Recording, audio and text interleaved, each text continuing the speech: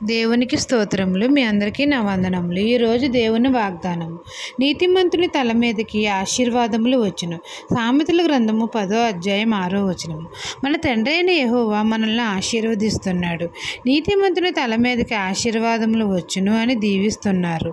మన తండ్రి నీతిమంతుడు, సత్యవంతుడు, యథార్థవంతుడు గనక మనము నీతిమంతులముగా, సత్యవంతులముగా, యథార్థవంతులముగా జీవించాలి. ఆయన వాక్యమును మన హృదయంలో ఉంచుకోవాలి.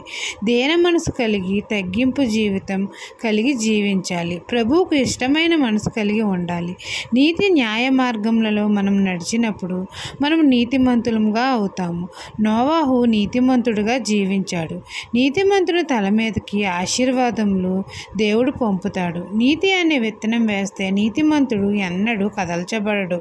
నీతిమంతులు భూమి మీద ప్రతిఫలము పొందుతారు.